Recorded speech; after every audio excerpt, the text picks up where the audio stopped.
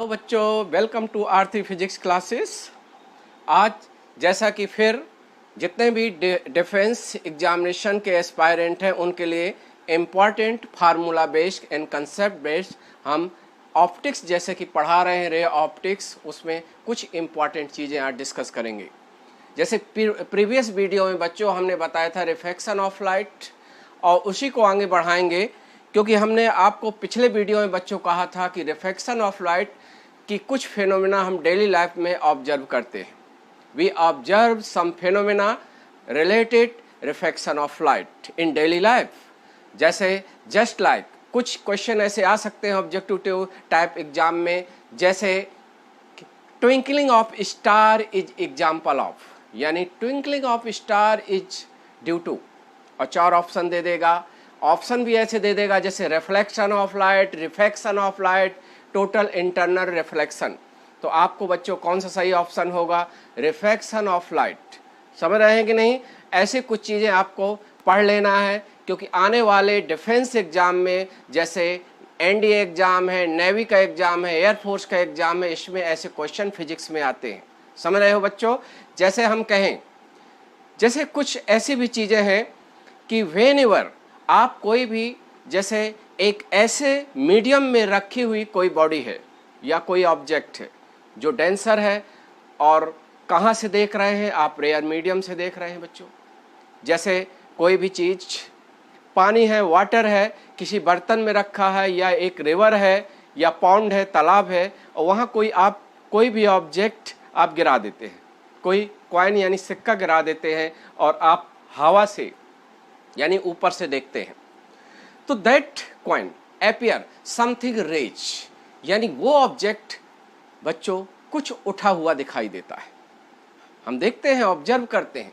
जैसे छोटी क्लास में बच्चों 6, 7, 8 क्लास में आप एक्सपेरिमेंट फिजिक्स के देखते थे कि एक वाटर में आप पेंसिल को आप डिप कर दो, इमर्स कर दो, तो पेंसिल ऐसी लगती है जैसे कुछ जो डूबा हुआ पार्ट है पेंसिल का कुछ उठा हुआ दिखाई देता है।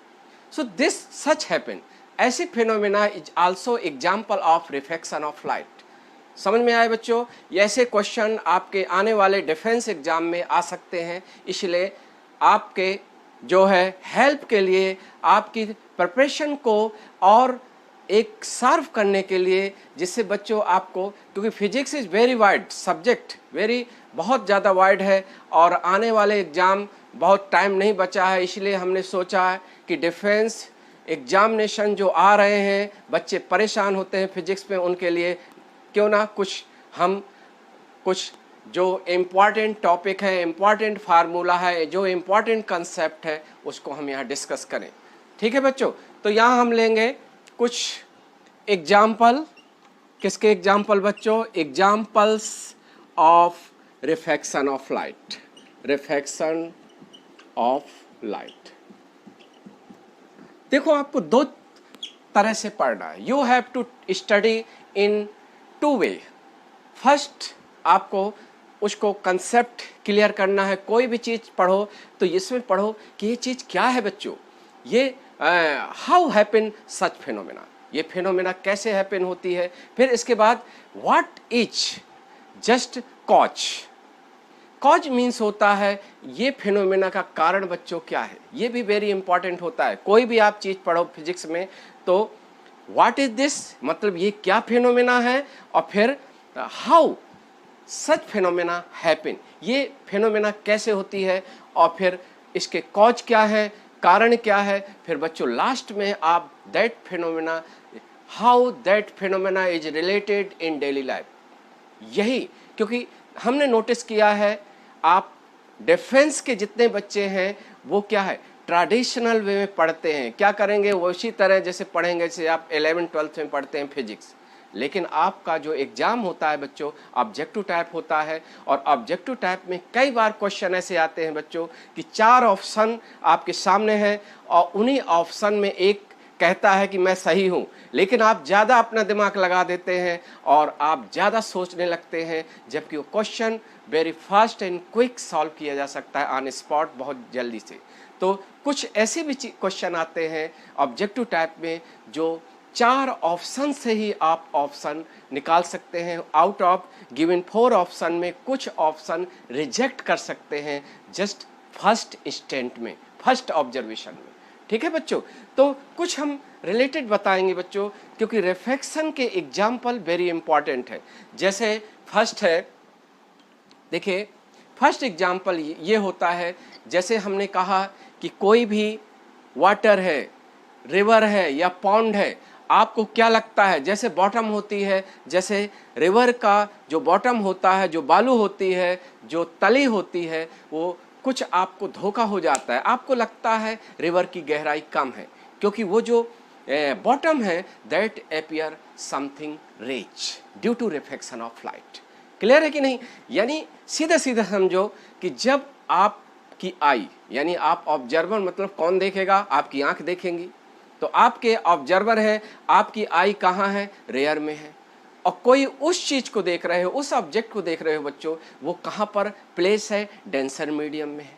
देन वो होता क्या है, that appear near to your eye, वो चीज, वो ऑब्जेक्ट आपके नजदीक खिसकी हुई दिखाई देती है। ये आप इम्पॉर्टेंट है, क्योंकि ज़्यादा देखिए आईआईटी लेवल से, आईआईटी पॉइंट ऑफ व्यू से आपको नहीं पढ़ना होता है डिफेंस जितने एग्जामिनेशन होते हैं बच्चों, क्योंकि हमने ओवरऑल आपका जो पिछला क्वेश्चन का ट्रेंड है उसको हमने स्टडी किया, पूरा हमने देखा, तो ज़्यादातर आपके क्वेश्चन जो है, जो कुछ फिनोमेना डेली लाइफ में कैसे वर्क करती हैं इससे रिलेटेड है। तो आपको ऐसे पढ़ना है, कुछ चीज़ें रफली पढ़ना है, और ये है हम आपको कंसेप्ट बना दे रहे हैं।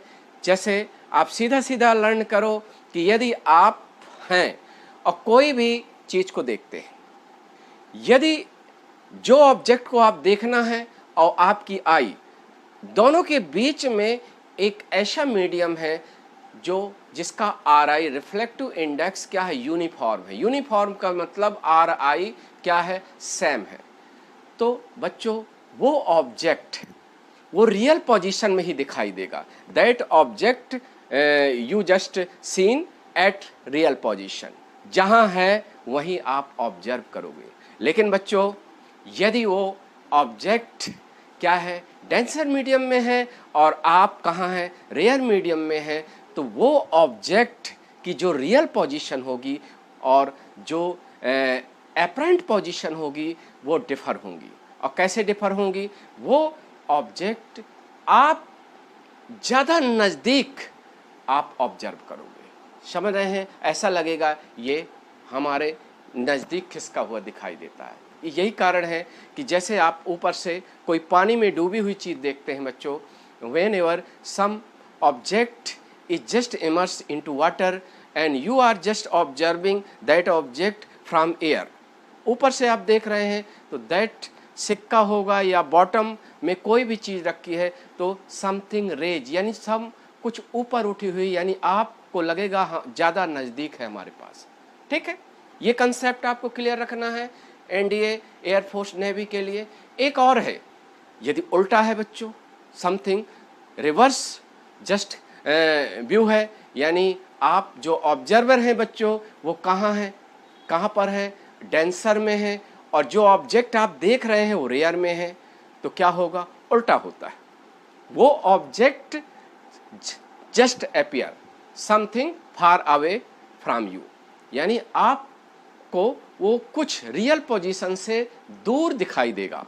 ठीक है, इसका एग्जाम्पल हम बता दें, जैसे आप ग्राउंड की सरफेस पर खड़े हो, यानी अर्थ की सरफेस पे खड़े हैं, जनरली हम खड़े हैं और हम एरोप्लेन को ऑब्जर्व करते हैं, तो आपको मालूम है आर आई रिफ्लेक्टिव इंडेक्स क्या होता है। रिफ्लेक्टिव इंडेक्स अर्थ के सरफेस ज़्यादा होता है बच्चों, और as you just go upward, जैसे आप ऊपर जाते हो तो क्या होता है, density of air decrease, air की डेंसिटी बच्चों क्या होती है, डिक्रीज होती है ऊपर जाने पर। ठीक है, उसके अलग रीजन है, समझ रहे हैं, क्योंकि ग्रेविटी जो होती है अर्थ की वो क्या होती है, जैसे जैसे आप ऊपर जाएंगे अर्थ की सरफेस पर वो ग्रेविटी बच्चों डिक्रीज होती है। तो जैसे जैसे हम ऊपर जाते हैं तो एयर डेंसिटी क्या है बच्चों, रेयर होती जाती है। तो नीचे हम नीचे हैं और एरोप्लेन कहाँ स्काई में फ्लाई हो रहा है, तो एरोप्लेन कहाँ है, रेयर मीडियम में है, और हम कहाँ खड़े होकर देखते हैं, डेंसर मीडियम से देखते हैं। इसलिए बच्चों एरोप्लेन की रियल पोजीशन पास होती है, लेकिन वो हमें ऐसा लगता है कि दूर उड़ता हुआ दिखाई देता है। सच हैपन, ऐसे फिनोमेना बच्चों ऑब्जर्व होती है due to refraction of light. कोई भी एग्जामिनेशन ऑब्जेक्टिव टाइप में ऐसे क्वेश्चन आते हैं तो आपके 4 ऑप्शन होंगे, आप आंसर दे सकते हैं। ये समझ में आ गया, ठीक है। अब क्वेश्चन ये भी आता है, क्योंकि आपको मालूम है 2 तरह के क्वेश्चन होते हैं, एक थ्योरी बेस होता है और दूसरा होता है numerical base. Numerical base question भी आना चाहिए, तो हम न्यूमेरिकल भी बना दे रहे हैं और शॉर्ट फार्मूला आपके लिए दे दे रहे हैं। जैसे सपोज दैट, इसको हम क्या लिखेंगे बच्चों, real depth and apparent depth, apparent depth, ठीक है। रियल डेप्थ मतलब एपरेंट डेप्थ। देखो बच्चों, जैसे कोई वाटर फिल्ड कोई वेसल्स है, कोई बर्तन है जिसमें पानी भरा हुआ है, ठीक है, वाटर फिल्ड है, दैट इज वाटर फिल्ड। आपको डायग्राम भी आना चाहिए, रे डायग्राम भी आना चाहिए, और ऐसा नहीं है, थोड़ा कोशिश करें तो समझ में आ जाएगा। क्योंकि देखो रे ऑप्टिक्स में रे डायग्राम भी बच्चों आना चाहिए, और सारी चीज़ें ऐसी आनी चाहिए कि डायग्राम बेस्ड क्वेश्चन आ जाए, तो आप डायग्राम बेस्ड क्वेश्चन भी सॉल्व कर लें। दूसरा न्यूमेरिकल बेस्ड क्वेश्चन है। न्यूमेरिकल बेस्ड मतलब यदि आपको वैल्यू दी गई है, आपको फार्मूला कोई यूज करना है और कोई unknown physical quantity find out करना है, तो you can get unknown physical quantity by using एक शॉर्ट फार्मूला। ऐसा नहीं कि वहाँ एग्जाम में आप क्या करोगे, formula first you have to derive then apply it, आपको ऐसा नहीं करना है। आप क्वेश्चन पढ़ते पढ़ते, जैसे आपके ऑब्जेक्टिव टाइप में कोई क्वेश्चन आता है बच्चों, उस क्वेश्चन आप पढ़ो और पढ़ते पढ़ते उस बच्चों को एक दिमाग में फार्मूला आ जाना चाहिए कि इस क्वेश्चन में कौन which formula is applicable, then use quick and fast and then get final answer. बहुत ज़्यादा आप टाइम लेते हैं ऑब्जेक्टिव टाइप में, एग्जाम में time management play important role, समझ रहे हैं। तो यहाँ देखिए बच्चों, ये वाटर फिल्ड है, मान लो ये वाटर भरा हुआ है, ठीक है, और कोई मान लो यहाँ सिक्का है, कॉइन है, या ये दैट इज ए बी, ठीक है। ए बी क्या है, ये बॉटम है, किसका है, बर्तन का है। जैसे रिवर है तो रिवर में क्या होगा, बॉटम तली होगी, पानी सबसे बॉटम सरफेस होगी, ठीक है। अब देखो इसको हम ऊपर एयर से देखते हैं, जैसे ये एयर है और ये कोई भी लिक्विड है जिसका रिफ्लेक्टिव इंडेक्स म्यू है, क्योंकि ए लिक्विड वाटर में भी या अदर देन वाटर माने कोई भी एक मीडियम है। मीडियम मीन्स होता है ट्रांसपेरेंट मीडियम है, यू नो ट्रांसपेरेंट मीडियम में ग्लास है, वाटर है, कोई भी है, लिक्विड फिल है, एक जस्ट कंटेनर है, ठीक है, या कोई रिवर है या कोई पॉन्ड है, तालाब है, इस तरह से कोई एक सिक्का हमने गिरा दिया या कोई एक तली है, ठीक है। Whenever we observe this object यानी कॉइन फ्रॉम हियर, यहाँ से हम ऑब्जर्व करते हैं, तो देखो बच्चों कोई भी चीज़ हमें दिखाई देती है। ये कंसेप्ट क्या है, हमारी आई जस्ट सेंसिटिव होती है, तो कोई भी ऑब्जेक्ट हमें कैसे दिखाई देता है, जब कोई भी ऑब्जेक्ट से आने वाली जो रेज होती है दैट स्ट्राइक आवर आई, हाँ वो आने वाली रेज जैसे हमारी आई से क्या होती है, स्ट्राइक होती है, तो हम देखते हैं वो ऑब्जेक्ट है और ऑब्जेक्ट हमें दिखाई देने लगता है। तो जैसे यहाँ से रेज आएंगी बच्चों, एक रे ये आएगी, ठीक है। और एक चीज याद रखना है बच्चों कि whenever ray normally fall on a plane surface, कोई भी प्लेन रिफ्लेक्टिंग सरफेस है बच्चों, उस पर नॉर्मली फॉल होती है, तो that ray undergoes undeviated from first medium to another medium, ये होता है।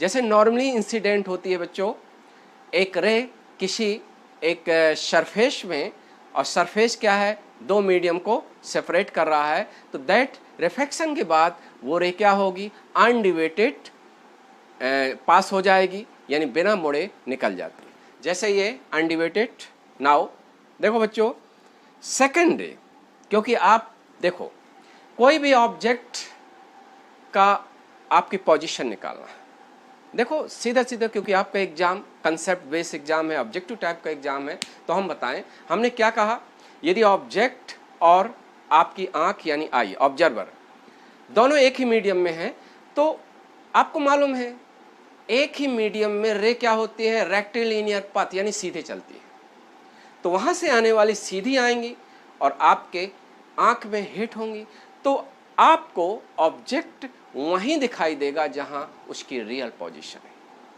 और जब मीडियम चेंज हो गया बच्चों, और मीडियम चेंज हो गया तो आने वाली रेज क्या हो जाएंगी, रिफ्लेक्शन होगा। मीडियम जब चेंज होता है तो रे क्या होती हैं, बेंड होती हैं। और हमने बच्चों अब पिछले वीडियो में आपको पढ़ाए हैं कि बेंडिंग ऑफ लाइट रे, यानी bending of ray of light due to change of optical medium is called reflection of light. whenever just ray travel from one medium to another medium या pass through different nature of medium, so that ray take bending या that ray deviate from its initial direction of traveling path, तो that phenomena is reflection of light। हमने वो पिछले video में आपको reflection of light का पूरा concept दिया है। देखो यहाँ जो वीडियो देते हैं तो एक वीडियो का इम्पॉर्टेंट रहता है कि उसमें मेन देखो क्या उसमें कंसेप्ट है और प्राइम कंसेप्ट क्या है उसमें, और उसी को आपको समझ लेना है, क्योंकि पिछले वीडियो में हमने आपको बताए थे how reflection of light take place, तो वहाँ बताए थे कि क्या होता है बच्चों कि एक मीडियम में जो लाइट होता है एक ही स्पीड से और रेक्टिलिनियर पथ से चलता है, ट्रेवल करता है, और जब मीडियम चेंज होता है बच्चों तो speed of light will be change.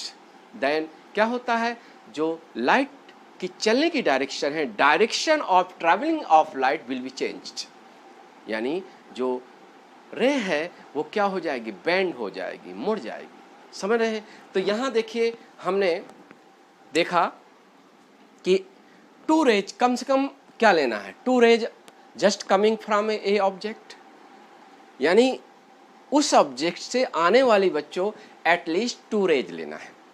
और वो रेज जब आएंगी आंख में तो हम ये देखेंगे कि हमारे आंख के सीध में वो रे कहाँ मीट होती है। यदि एक ही मीडियम है तो बच्चों वो रे वहीं मीट होंगी जहां वो ऑब्जेक्ट रियल में है, और यदि मीडियम चेंज हो गया बच्चों तो क्या होगा, वो that these ray just not meet at real position, these ray meet somewhere at different position, यानी other than real position. That point जहाँ मीट होंगी दीज रे, वो क्या होगा, इमेज पॉइंट होगा। कौन सा पॉइंट होगा, इमेज। और हमें ऐसे ही लगेगा कि ऑब्जेक्ट वहाँ नहीं है रियल पोजीशन पर, वहाँ कुछ अलग पोजीशन में आपको ऑब्जेक्ट नज़र आएगा, दिखाई देगा। क्लियर है? ये किसके कारण है बच्चों, रिफ्लेक्शन ऑफ लाइट के कारण। नाउ इट इज क्लियर, ठीक है, समझ में आ रहा। तो यहाँ देखो जैसे हम एक रे और लेंगे, एक रे और लिया, ठीक है, आपको मालूम है एक चाहे रिवर में वाटर हो, चाहे एक तालाब पॉन्ड में वाटर हो, या कोई बर्तन में वाटर हो, या लिक्विड हो, उसका जो एक इंटरफेस है, इंटरफेस का मतलब एक ऐसी surface which separate two media. Two medium मतलब एक डेंसर है, एक रेयर है बच्चों। तो यहाँ हम क्या ले रहे हैं, डेंसर में ऑब्जेक्ट रखा गया है, और कहाँ से देख रहे हैं बच्चों, रेयर से हम ऑब्जर्व कर रहे हैं। तो देखिए ये रे आएगी, जस्ट रे कमिंग फ्रॉम ओ, ओ क्या मान लिया, ऑब्जेक्ट मान लिया। और हम पढ़ा चुके हैं पिछले वीडियो में, आप देख सकते हैं, when your ray of light travel from denser to rare medium, so reflected ray bend away from normal, यानी नॉर्मल से बेंड अवे यानी दूर हट जाती है, ठीक है। तो ये रे बच्चों क्या हो जाएगी, बेंड अवे, ठीक है। और ये रे तो सीधी गई, तो देखिए two rays coming from a object, जिस ऑब्जेक्ट को हमें देखना है उस ऑब्जेक्ट से आने वाली एटलीस्ट 2 रे हम लेंगे, ठीक है बच्चों। और वो रे जहां पर मीट होंगी वही इमेज पॉइंट होगा उस ऑब्जेक्ट का। तो देखिए बच्चों, ये रे रियल में कहाँ मीट होंगी, इसको हम एक्सटेंड करें बैकवर्ड डायरेक्शन में डैश डैश करके, देखो, तो दैट विल बी आई, ठीक है बच्चों। यानी ये जो ऑब्जेक्ट है बॉटम पर रखा है बच्चों, वो हमें रियल में यहाँ ना दिखाई देकर समथिंग रेज, कुछ उठा हुआ दिखाई देगा। ये किसके कारण है बच्चों? That happen due to reflection of light. समझ रहे हैं? ये क्वेश्चन आता है तो you can give answer satisfactory. समझ रहे हैं कि नहीं? और यहाँ देखो, जैसे हम बात करें, एक होगी रियल पोजीशन, एक होगी एपरेंट पोजीशन। तो मान लो रियल पोजीशन मतलब रियल डेप्थ, क्योंकि हम इस ऑब्जेक्ट को बच्चों कहाँ रख रहे हैं? बॉटम में। तो जिसकी जो पोजीशन होगी वो रियल डेप्थ होगी। तो real depth is denoted by D.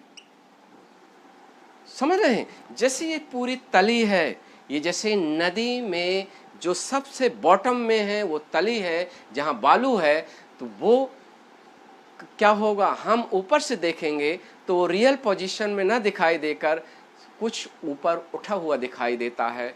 और इसकी पोजीशन कहाँ दिखाई देगी बच्चों? इसकी होगी ये D, D A, D A. समझ रहे? ये डी ए क्या है? D A is apparent position, D A is apparent position. So ये एपरेंट पोजीशन। अब देखिए ये वर्टिकली कितना खिसका, यानी हाउ मच नॉर्मल शिफ्ट, कितना शिफ्ट हो रहा है। देखिए यहाँ बात आई, हम डेरिवेशन तो नहीं कराएंगे बच्चों, क्योंकि हम पढ़ा रहे हैं ऑब्जेक्टिव टाइप। जो बच्चे हैं जिनको ऑब्जेक्टिव टाइप एग्जाम देना है उनके लिए दे रहे हैं, तो आपको शॉर्ट फार्मूले याद रखना है। देखिए कोई भी चीज़ है डेंसर में प्लेस कर रहे हैं और आप कहाँ से देख रहे हैं? रेयर से। तो बच्चों जितनी, जैसे एक डेंसर की अपर मोस्ट लेयर है, अपर मोस्ट लेयर बच्चों क्या है? अपर मोस्ट लेयर CD है। CD का मतलब है कि ये इंटरफेस के ऊपर एयर है, नीचे वाटर है, या कोई अदर देन ग्लास हो सकता है।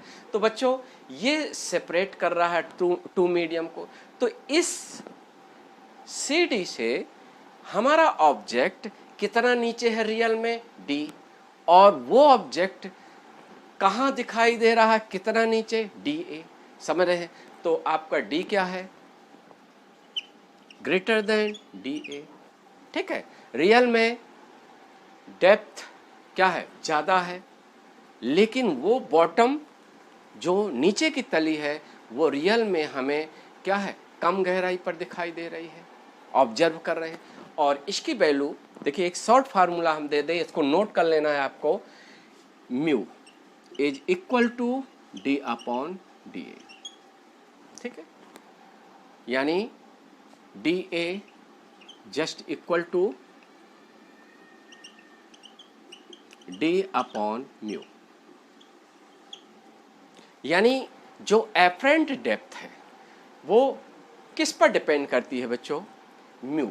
म्यू क्या है? रिफ्लेक्टिव इंडेक्स ऑफ लिक्विड या reflective index of denser medium. Clear है कि नहीं? तो यहाँ देखेंगे हम, जो DA इनवर्सली प्रोपोर्शनल म्यू है, ये बड़ा ही इंपॉर्टेंट है, कंसेप्ट एक बनेगा, इनवर्सली प्रोपोर्शनल म्यू। म्यू जिसका ज़्यादा है, यदि डेंसर मीडियम का म्यू ज़्यादा है तो क्या होगा? DA कम होगा। DA कम का मतलब ज़्यादा जो नीचे है वो ज़्यादा उठेगी, ज़्यादा ऊपर उठी हुई दिखाई देगी, ज़्यादा रेज होगी। तो बच्चों यदि वाटर है, वाटर के कहीं कोई नीचे कोई ऑब्जेक्ट को हमने गिरा दिया तो वो रियल पोजीशन ओ से रेज होकर ये आई पोजीशन पर हमें ऑब्जर्व होता है, ठीक है। और ये म्यू पर डिपेंड है। म्यू की वैल्यू किस पर डिपेंड करती है बच्चों? एक तो nature of medium, reflect to nature of pair of medium. Pair का मतलब है ये रेयर है, ये डेंसर है। सेकेंड थिंग जिस पर म्यू डिपेंड करता है वो है कलर ऑफ लाइट। ये very important, specially defence exam के लिए। कलर ऑफ लाइट पर भी डिपेंड करता है। और कलर ऑफ लाइट आपको मालूम है mu A plus lambda square, इसको कहते हैं Cauchy formula, Cauchy equation, scientist का नाम है। यानी एक तरह का ए और बी क्या है बच्चों? पॉजिटिव कांस्टेंट है। क्या है? पॉजिटिव कांस्टेंट है। समझ रहे हो कि नहीं? और ये जिस कलर का वेवलेंथ बच्चों कम है उसका म्यू ज़्यादा होगा। व्हेन लैम्डा लेस म्यू मोर, और लैम्डा मोर म्यू लेस। समझ रहे कि नहीं? तो यहाँ just like inversely proportional relation है, क्योंकि लैम्डा इंक्रीज होगा तो म्यू डिक्रीज होगा, और लैम्डा डिक्रीज होगा तो म्यू इंक्रीज होगा, अपोजिट वे में, ठीक है। आपको मालूम है देयर आर डिफरेंट कलर्स होते हैं।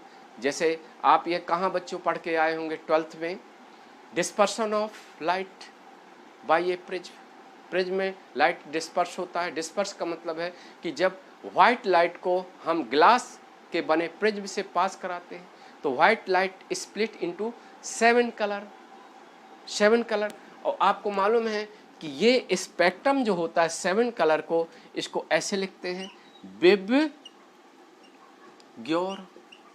ठीक है। बहुत ही इंपॉर्टेंट चीज़ है, ये बता रहे हैं विबग्योर, ये एक स्पेक्ट्रम है।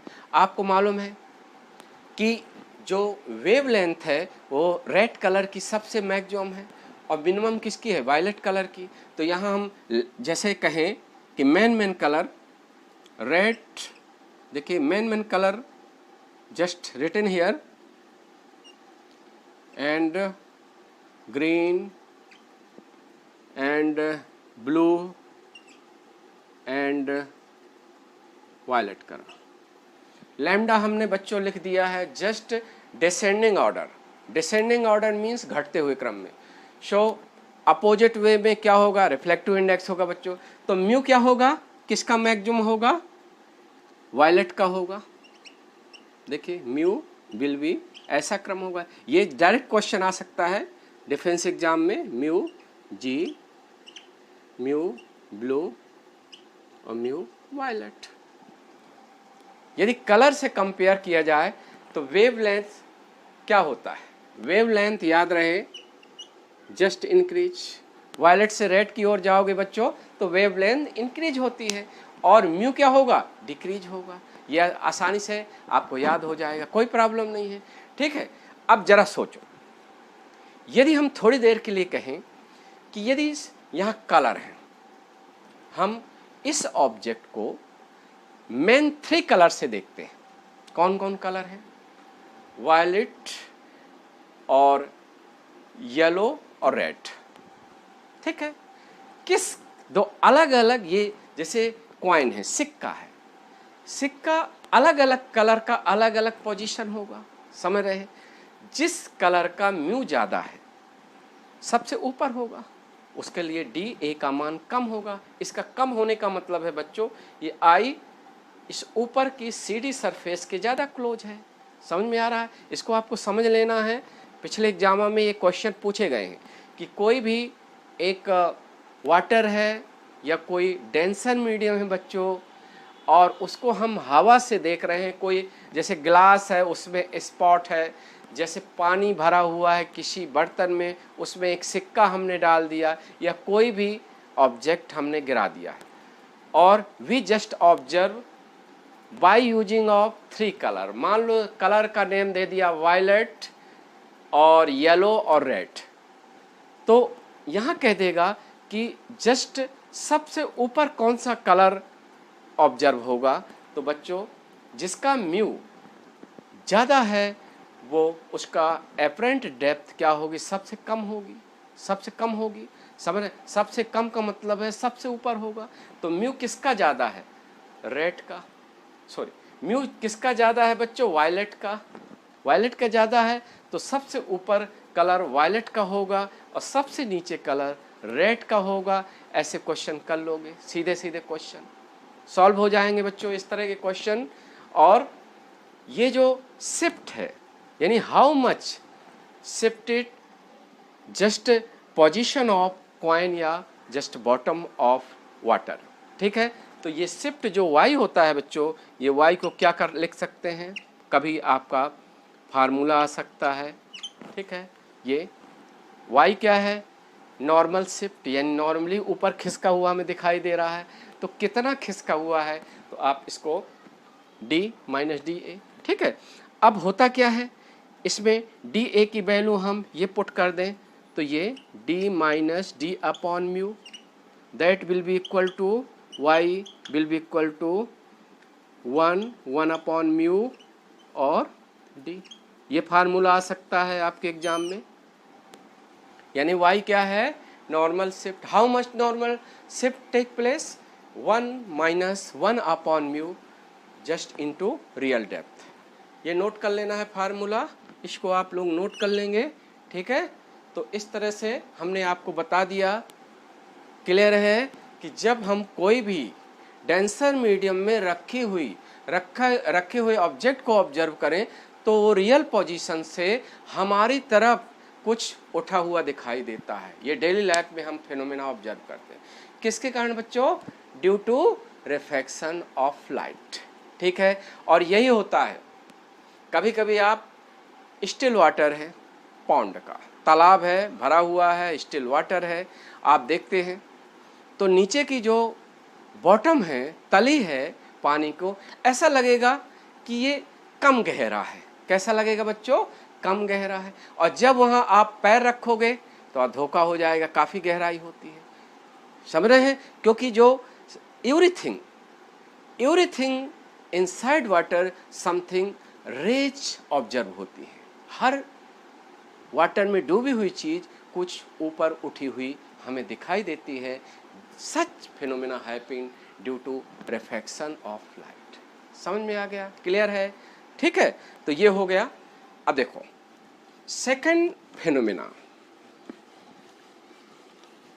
सेकंड फिनोमेना में बच्चों ये है कि कभी कभी स्विमर जो गोताखोर होता है पानी के अंदर और अपने हेडलाइट का यूज करता है, व्हेन एवर जस्ट गोताखोर पानी के अंदर जाते हैं तो हेड लाइट यूज करते हैं, ठीक है। और फिश इनसाइड वाटर कितने एरिया, बाहरी आउटसाइड एरिया को, कितने एरिया को देख पाते हैं पानी के अंदर, ठीक है। समझ रहे हैं, जैसे वाटर के अंदर है, समझ रहे हैं। तो ये बच्चों अभी हम फेनोमेना थोड़ा बोल गए, ये फेनोमेना हम कहाँ पढ़ाएंगे, TIR में, थोड़ा वो हो गया, TIR में पढ़ाएंगे, टोटल इंटरनल रिफ्लेक्शन, क्योंकि अभी हुआ नहीं है, इसको पहले बता दें, फिर आपको वो भी रिफ्लेक्शन का ही एक एग्जाम्पल है और हम बता दें। पहले ये समझ में आ गया, रियल डेप्थ, एपरेंट डेप्थ। एक ओरली कुछ फेनोमेना बता दें, जैसे सनराइज। देखिए बच्चों, कुछ जैसे सनराइज होता है तो जो सन रियल में जब वो राइज होता है तो उसके पहले सन हमें ऑब्जर्व होने लगता है, और जब सन सेट होता है, जब सूर्य डूबता है तो क्या होता है, डूबने के बाद भी कुछ देर तक हमें दिखाई देता है। ये क्वेश्चन आता है, ये किसके कारण है बच्चों, ये due to reflection of light. कभी एग्जाम में आए कि इट्स ड्यूरिंग सनराइजिंग, उगने के पहले, कुछ रियल में जब उगता है उसके पहले हमें सन ऑब्जर्व होता है, और सन सेट यानी जब सन डूबता है तो थोड़ा डूबने के बाद भी कुछ समय तक हमें दिखाई देता है। ये किसके कारण होता है बच्चों? ये रिफ्लेक्शन ऑफ लाइट के कारण होता है। समझ रहे हैं? ये क्लियर हो गया कंसेप्ट। और हमने ये चीज़ बता ही दिया है कि ट्विंकलिंग ऑफ स्टार, जो twinkling of star also due to reflection of light. समझ रहे हैं?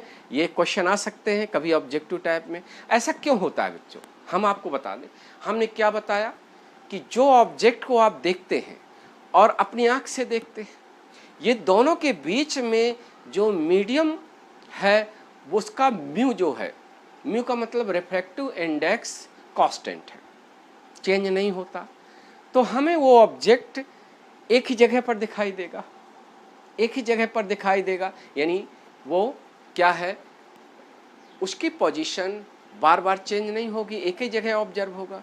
बट क्या होता है कि जो स्टार होते हैं और हम ऑब्जर्व करते हैं अर्थ के सरफेस में खड़े होकर, तो दोनों के बीच में बच्चों बहुत फ्लैक्चुएशन होता है। एटमॉस्फेयर का मीडियम जो होता है उसका टेम्परेचर चेंज होता रहता है, जो कि ऐसी फिनोमेना होती है जो स्काई में वो क्या होता है, कभी गर्म, कभी हीट, टेम्परेचर हीटेड होता है, और कभी क्या होता है कोल्ड हो जाता है, टेम्परेचर डिक्रीज हो जाता है, जिससे म्यू होता है बच्चों वो फ्लैक्चुएट होता है।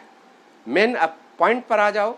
Due to fluctuating value of mu between observer and star, तो होता क्या है, पता चले म्यू चेंज हो गया तो वो आने वाली जो रे है वो हमें क्या है, पोजीशन चेंज करता रहेगा।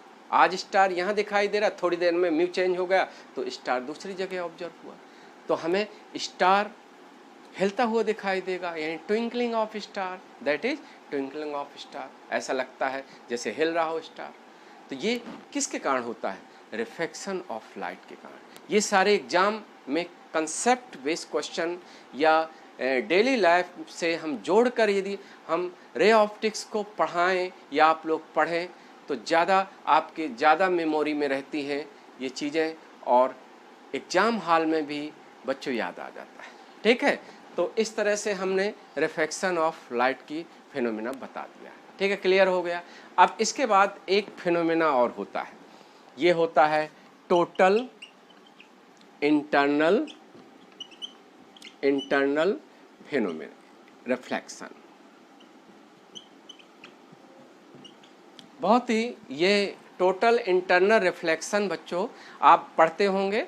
ये एग्ज़ाम, कोई भी एग्ज़ाम हो, हम ये नहीं कहते IIT, नीट, डिफेंस एग्ज़ाम या कोई भी हो, किसी तरह का हो जिसमें जनरल साइंस है, क्योंकि यहाँ तक हमने देखा है कि IAS, PCS जितने भी जनरल साइंस जिसमें लिखा है वैसे भी जनरल एग्ज़ाम है, उसमें ये फिनोमेना जैसे फिजिक्स के क्वेश्चन आ जाते हैं, हर एग्ज़ाम में कुछ फिजिक्स के क्वेश्चन आते हैं, तो कुछ ऐसे टॉपिक हैं कि जनरल साइंस के क्वेश्चन में वो टॉपिक शामिल होते हैं। तो ये जो बता रहे हैं टोटल इंटरनल रिफ्लेक्शन, ये जनरल साइंस, जैसे NDA एग्ज़ाम के लिए आपको देखते हैं क्या लिखा है, जनरल साइंस, समझ रहे हैं। और आपके हर एग्ज़ाम में जो जनरल स्टडी है, GK है, उसमें जनरल साइंस के बच्चों क्वेश्चन आते हैं, और जनरल साइंस में फिजिक्स भी होता है, पार्ट होता है। तो ये कुछ ऐसे टॉपिक हैं ये जनरल साइंस में हर सब्जेक्ट में पूछे जाते हैं। ठीक है, तो टोटल इंटरनल रिफ्लेक्शन, इसको शॉर्ट में हम लिखेंगे TIR। क्यों बच्चों बता रहे हैं? कुछ हम फिनोमेना ऑब्जर्व करते हैं डेली लाइफ में, और such phenomena are due to TIR। TIR का फुल फॉर्म क्या पढ़ोगे? Total internal reflection. जैसे जो डायमंड है, जो डायमंड होता है वो क्या होता है? मोर ब्रिलियंट होता है, चमकदार होता है। तो कई एग्जामों में बच्चों ये क्वेश्चन आया है कि जो just diamond is very much lightful या ब्रिलियंट, चमकदार डायमंड जो हीरा होता है वो किसके कारण होता है बच्चों? तो उसका आंसर क्या है? उसका आंसर है it is due to total internal reflection. ये आपके कई एग्जामों में आता है। ठीक है बच्चों, तो एक ये फेनोमेना हो गई। और दूसरे फेनोमेना ऐसा भी आता है जैसे ऑप्टिकल फाइबर। ये अक्सर क्वेश्चन, लेटेस्ट क्वेश्चन है जनरल साइंस में, ये क्वेश्चन अक्सर आ रहा है कि optical fibre work on which principle, यानी ऑप्टिकल फाइबर किस सिद्धांत पर काम करते हैं। ये भी टोटल इंटरनल रिफ्लेक्शन पर वर्क करते हैं। समझ में आया? तो ऐसे कुछ चीज़ें हैं जो आपको लर्न करना है। पहले ये ऐसे क्वेश्चन हैं जो ऑब्जेक्टिव टाइप में ये एक फेनोमेना से रिलेटेड जो क्वेश्चन पूछ सकते हैं। अब हम ये क्या है, क्यों होता है, what is condition for TIR, ये आपको ये भी लर्न करना पड़ेगा क्योंकि आपका सिलेबस में फिजिक्स है। और एयरफोर्स नेवी में जानते हैं फिजिक्स का रोल बच्चों बहुत ज़्यादा है। समझ रहे हैं? क्योंकि इसमें फिजिक्स में कई बच्चे क्या होते हैं, क्वालिफाई नहीं हो पाते, अदर सब्जेक्ट में क्वालिफाई हो जाते हैं। हमने देखा कई बच्चों का रिस्पॉन्स आया कैसे फिजिक्स हमसे जो है नहीं क्वालिफाई कर पाए, फिजिक्स में फेल होने के कारण हमारी बहुत बड़ी अपॉर्चुनिटी जो है चली गई। हम चाहते थे डिफेंस ऑफिसर बने, एयरफोर्स ऑफिसर बनना है, नेवी ऑफिसर बनना है। समझ रहे हैं? तो इसलिए बच्चों हम बता दे रहे हैं कि आपको फिजिक्स में कंसेप्ट बनाना है। आखिर TIR है क्या, हाउ TIR हैपन, समझ रहे? तो पहले देखो हम ऐसे बताएं एग्जाम्पल देकर। देखिए, there are a pair of two medium, दो मीडियम का पेयर है बच्चों। एक मीडियम डेंसर है और एक मीडियम रेयर है। TIR के लिए कंडीशन है light must be travel from denser to rare medium. Light को डेंसर से बच्चों रेयर में जाना जरूरी है। किस फेनोमेना को होने के लिए? TIR होने के लिए। कंसेप्ट है, देखो जैसे ये बच्चों P है, ये Q है, समझना। और PQ क्या है? इंटरफेस है। इंटरफेस का मतलब बच्चों एक रिफ्लेक्टिंग सरफेस है जिसका शेप प्लेन है। ठीक है? अब कहोगे सर रिफ्लेक्टिंग सरफेस क्या है? एक ऐसी सरफेस जिससे लाइट पास होता है from one medium to another medium. समझ रहे हैं? और ऐसी सरफेस को रिफ्लेक्टिंग सरफेस कहते हैं। और रिफ्लेक्टिंग सरफेस बच्चों PQ है, इसी को इंटरफेस भी कहते हैं। समझ रहे हैं? तो इसका जो शेप है हम यहाँ क्या मान रहे हैं? यहाँ मान रहे हैं प्लेन है। क्या है? प्लेन है। अब देखिए, एक तरफ डेंसर होगा, एक तरफ रेयर होगा। और हमने क्या कहा? Light must be travel from denser medium to rare medium. अब कहोगे कि फर्स्ट मीडियम कौन होगा? जिस मीडियम में बच्चों इंसिडेंट रे होती है दैट इज फर्स्ट मीडियम, और जिस मीडियम में रिफ्लेक्टेड रे होती है दैट इज सेकंड मीडियम। समझ में आ गया? तो यहाँ हम देखते हैं just taken this is denser medium, यानी जस्ट इस PQ के जो नीचे है, बिलो है, दैट इज डेंसर ले रहे हैं बच्चों, डेंसर मीडियम। और जो अबव है that is taken as rare medium. ठीक है? इससे ज़्यादा इजी फार्मूला आपको लगेंगे बच्चों। यानी हम डेंसर मीडियम को बच्चों RI म्यू D से डिनोट कर रहे हैं। आसान, D लगा है मतलब डेंसर।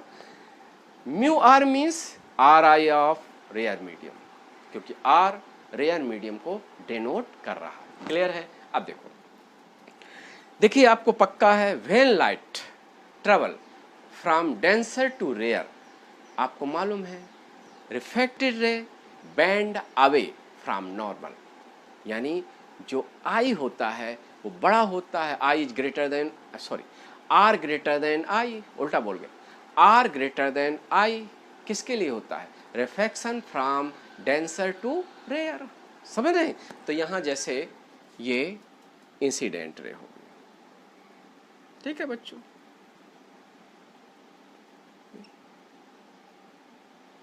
पहला डायग्राम I, ये डायग्राम R। ठीक है बच्चों? और ये नॉर्मल है, जैसे एज यूजुअल पढ़ाए थे। I क्या है? इंसिडेंट एंगल, आर क्या है, एंगल ऑफ रिफ्रैक्शन। क्लियर है कि नहीं? अब देखो, whenever I increase then are will also increase. बच्चों आई को आप बढ़ाओगे तो आर भी बढ़ेगा अकॉर्डिंग टू स्नेल लॉ, क्योंकि देखो sine i upon sine r must be constant. तो if i increase then are will also increase. I बढ़ाओगे तो आर भी बढ़ेगा, ये अकॉर्डिंग टू स्नेल लॉ पढ़ा चुके हैं बच्चों पहले वीडियो में, ठीक है, रिफ्लेक्शन ऑफ लाइट पे। चलो हमने आर आई को इंक्रीज किया, when i increase, when i angle of incident increase then r become 90 degree. जब angle of refraction become 90 degree, such angle of incident is called critical angle. क्या कहते हैं? Critical angle. Critical angle क्या है? Value of angle of incident when angle of refraction become 90 degree. समझ रहे हैं? तो हमने क्या किया बच्चों, आई को और बढ़ा दिया और इंक्रीज कर दिया, ठीक है। I will increase in such way R become that grazes along PQ, R become 90 degree, R become 90 degree, ठीक है। जब R 90 डिग्री है तो कॉरेस्पॉन्डेंट I की वैल्यू को कहते हैं क्रिटिकल एंगल। तो यहाँ I क्या है बच्चों? IC है, ठीक है। क्रिटिकल एंगल अभी इसको बताएंगे, that is second. When I further increase, बच्चों हम I को और बढ़ा दें तो क्या व्हाट हैपन, अब जो रे है ये just come back to same medium. जो रिफ्लेक्टेड रे होती है बच्चों वो क्या होती है, दूसरे मीडियम में ना जाकर उसी मीडियम में वापस आ गई। ऐसी फिनोमेना को कहते हैं टोटल इंटरनल रिफ्लेक्शन। यानी टोटल इंटरनल रिफ्लेक्शन क्या है बच्चों? When angle of incident become greater than critical angle then incident light come back to same medium. Such phenomena is called total internal reflection. Clear है? तो यहाँ third में क्या होगा बच्चों? देखो ये नॉर्मल है, हमने और इंक्रीज कर दिया है तो ये रे क्या हुई, इसी मीडियम में आ गई। और जब TIR होता है तो लॉ ऑफ रिफ्लेक्शन फॉलो होता है, ऐसा नहीं होता। यानी ये आई है और ये भी आई है, दैट इज। तो देखिए बच्चों, जब तक आई की value angle of incident less than IC है तो क्या हो रहा है, रिफ्लेक्शन हो रहा है, यानी लाइट दूसरे मीडियम में पास हो रहा है, पहुंच रहा है दूसरे मीडियम में। और when ever I angle of incident is greater than critical angle, तो light from coming from first medium do not transmit it to second medium. Whole light यानी a beam of light come back to same medium, यानी उसी medium में reflect हो जाना। किसके कारण? जब एंगल ऑफ इंसिडेंट हम क्रिटिकल एंगल से ज़्यादा मेंटेन रखे हैं, बनाए हुए हैं, तो वो लाइट दूसरे मीडियम में रीच नहीं करता, उसी मीडियम में कम बैक हो जाता है। समझ रहे हैं? ऐसी फिनोमेना को बच्चों क्या कहते हैं? ऐसी फिनोमेना को कहते हैं टोटल इंटरनल रिफ्लेक्शन। आ गया समझ में? तो ये I just become IC। Clear है कि नहीं? समझ में आ गया? और यहाँ I less than IC। Clear है? तो इस तरह से ये क्या है बच्चों? ये देखो बच्चों, when light travel from denser to rare medium, तो क्या हो सकता है? तीन में से एक केस हो सकता है।